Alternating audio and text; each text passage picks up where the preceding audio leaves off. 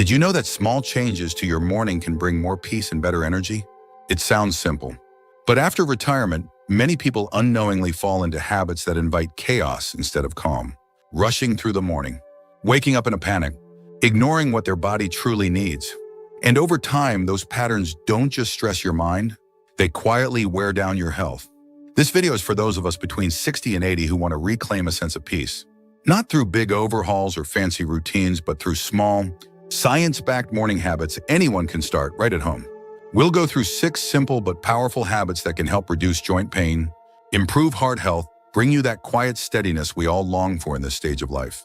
And if you're someone who feels like mornings just don't feel right anymore, or you wake up feeling more tired than rested, this might be the missing piece. You deserve a peaceful start to your day. So let's take a look together, one habit at a time.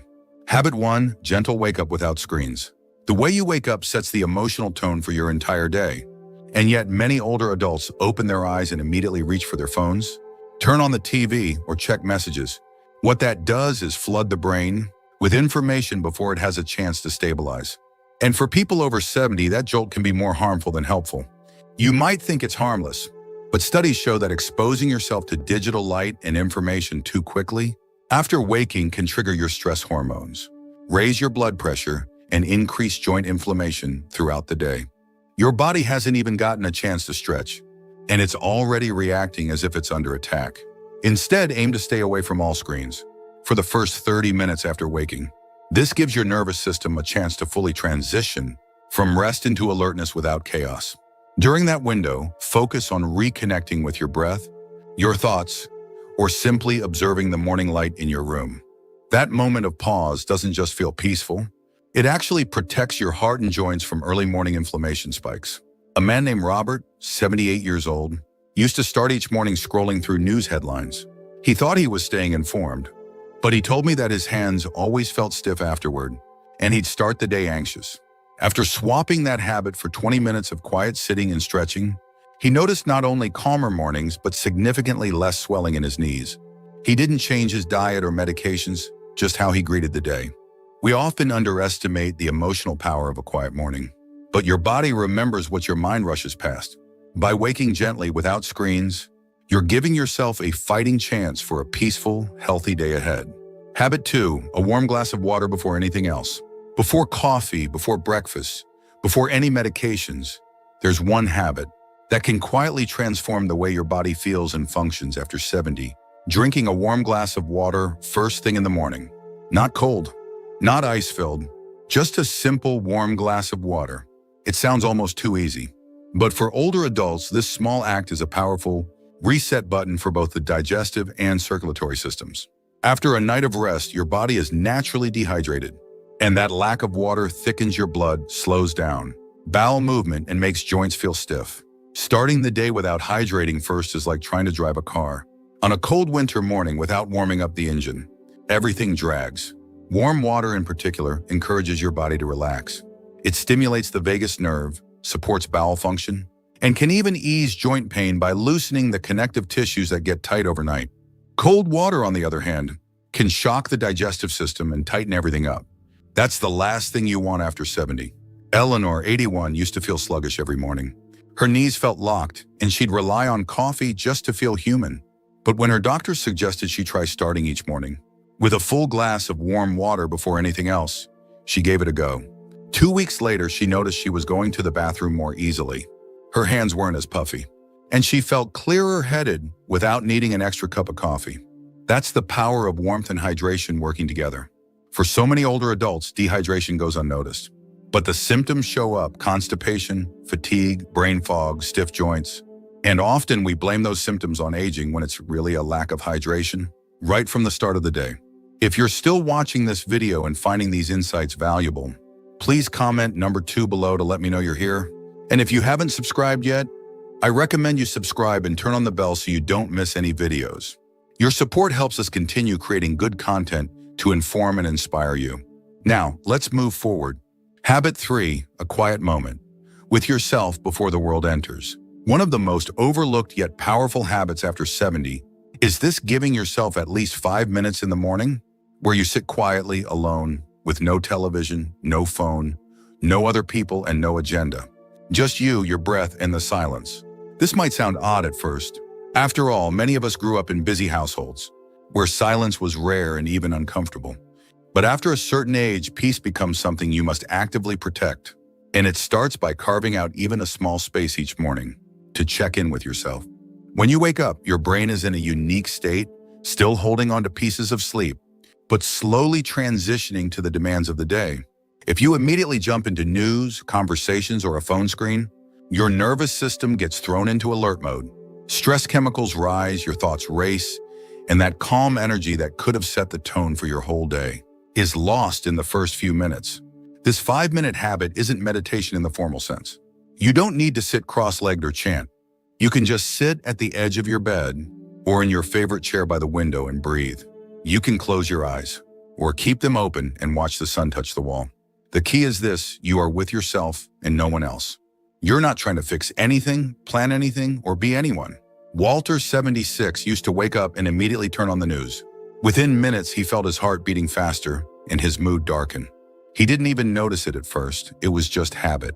But once he started giving himself 5 quiet minutes each morning, he realized something strange. His whole day felt different.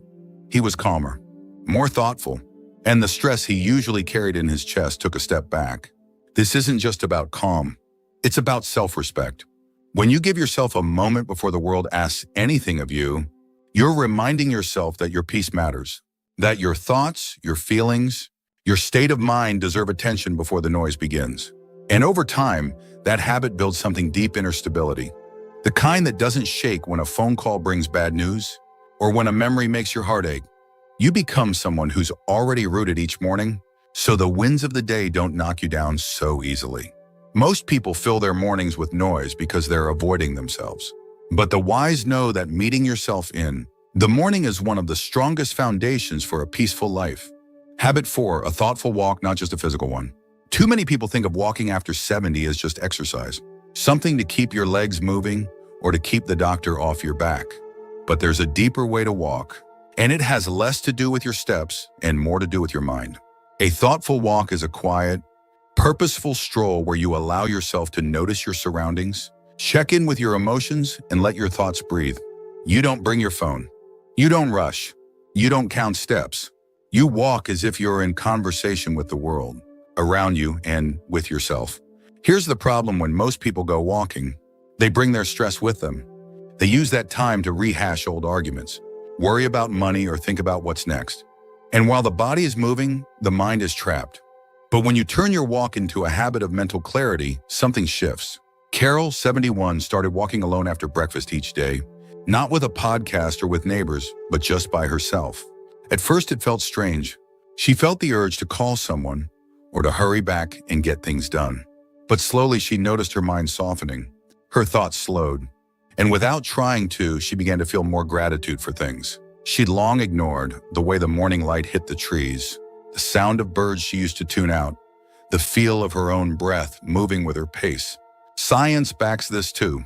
Morning walks reduce cortisol, the stress hormone, while increasing dopamine and serotonin, chemicals linked to happiness and emotional stability. But again, it's not just the walk, it's the way you walk. Mindless movement doesn't bring peace. Thoughtful movement does. There's a reason many wise elders say their best ideas came during walks. When you step outside, you step out of the noise. When you walk slowly, you give your mind room to open. And when you do it every morning, it becomes a sacred space, your own personal sanctuary before the demands of the world arrive. It also strengthens your connection to life itself. As you notice nature, other people walking by, the changing air across seasons, you feel more alive. And if your legs are weak or your joints ache, this habit doesn't have to be long. Even a short walk down the hall, on a porch, or through a quiet corner of your yard is enough to begin. The point isn't distance, it's attention, and it's giving your soul space to breathe.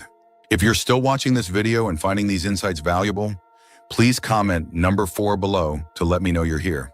And if you haven't subscribed yet, I recommend you subscribe and turn on the bell so you don't miss any videos. Your support helps us continue creating good content to inform and inspire you. Now, let's move forward. Habit 5, write just one sentence. There's something quietly powerful about picking up a pen and writing a single sentence every morning. Not a journal entry, not a checklist, and not a letter to anyone. Just one sentence from you to yourself. Most people think writing means pages of thoughts or stories. But for older folks like us, a single sentence is enough. One line that says how you feel. One line that remembers something. Or one line that asks a question you haven't answered yet. And here's why it matters after 70. Many of us stop hearing our own inner voice. We spend our energy reacting to pain, to the news, to family, to appointments. But not much of that time is spent simply checking in with ourselves. Writing one honest sentence every morning gives your thoughts a home. I met a man named Harold, 84. He said he hadn't written anything by hand in over a decade. But one day he tried this. He wrote, "I'm still here, and I'm not done yet." That was it. He said it felt silly at first, but then something happened. He started looking forward to that small moment each morning. Sometimes he wrote about missing his wife. Sometimes he wrote about the weather. But it gave his day a starting point, a place that belonged only to him. This isn't about being poetic or wise. It's about being real. A sentence like, "I feel tired today, and that's okay," can change how you treat yourself. A sentence like, "I'm proud of how I helped yesterday," can carry you through a tough morning. And even a sentence like, "What's the point anymore?" is better written than ignored, because naming your thoughts helps you face them. From a brain health perspective, even short-form writing activates memory, emotion, and reflection. These are the parts of the mind that often go dim when days begin to blur together. But when you write, even just a few words, you turn the lights back on. Keep a small notebook and a pen by your bed or at the table. And after breakfast or before your walk, pause, breathe, then write just one sentence. No pressure, no rules, no judgment. Do this for a week and see how it feels. Because sometimes the path to peace isn't about fixing everything. It's about reconnecting to the quiet, truthful parts of ourselves that still want to be heard. Habit 6, touch the outdoors even briefly. After 70, mornings can feel slow or repetitive. But there's one simple habit that quietly resets the body and the mind: stepping outside, even if it's just for a minute. You don't need a grand garden or a hiking trail. You don't need to go far.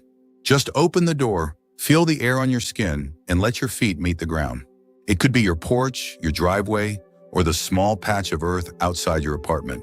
What matters isn't where you are, but that you are.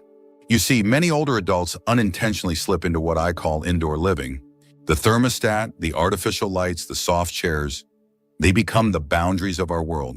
And while it might feel safe or convenient, it quietly shrinks our experience of being alive.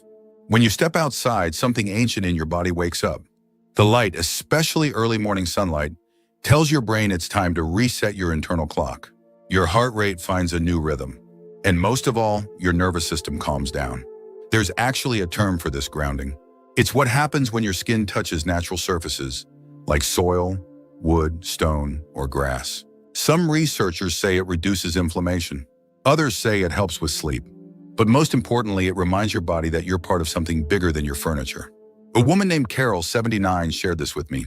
She said every morning she steps out onto her back porch, barefoot, holding her coffee. Just for 5 minutes. Sometimes it's cold, sometimes it's hot, but she listens to the birds. She notices the trees. And she told me, "It's the one part of the day where I don't feel old. I just feel here." The act of touching the outdoors, even for moments, gives your mind something new to hold. The color of the sky, the shape of a cloud, the feeling of a breeze that no one can control. These are real sensory things that keep us connected to life, not just time. So if you haven't tried this yet, start tomorrow. You don't need to walk far. Just open your door and greet the world. Let your body know it's morning, not because the clock said so, but because you felt it. Let that moment of peace meet you where you are. And if you're still watching this video and finding these insights valuable, please comment number 6 below to let me know you're here. And if you haven't subscribed yet, I recommend you subscribe and turn on the bell so you don't miss any videos. Your support helps us continue creating good content to inform and inspire you. Now, let's move forward. Final thoughts. After 70, peace isn't something that just happens. It's something we have to gently choose each day. And those choices often start before breakfast, before anyone calls, before the world asks anything of us. In those early minutes, we have a quiet power, a chance to steer our thoughts, soothe our hearts, and strengthen the parts of us that time can't touch.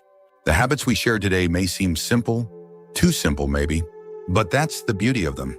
Peace at this stage of life isn't about dramatic change. It's about small, steady acts that bring us back to ourselves. Stretching your body, breathing with intention, drinking water like it matters, stepping into sunlight, writing down what you're grateful for, standing barefoot on your back porch. Each one is a thread. And when you tie them together, you build something strong enough to carry you through the day, no matter what it brings. We've all earned that kind of peace. After all the years of helping others, solving problems, and pushing through, you deserve a morning that starts with care, not chaos. So now I'd love to ask you, what's one thing you'll try tomorrow morning from this video? Which habit speaks to you most? Thank you for joining us today. We'd love to hear from you. Leave a comment below and share one thing you learned today and how you plan to use it in your life. Your thoughts are important to us, so don't hesitate to share them. Reading your comments gives us great motivation and encouragement. If you enjoyed this video and found it helpful, please like, subscribe, and share. Your support helps us continue creating good content to inform and inspire you. Thanks for watching, and we look forward to seeing you in the next video.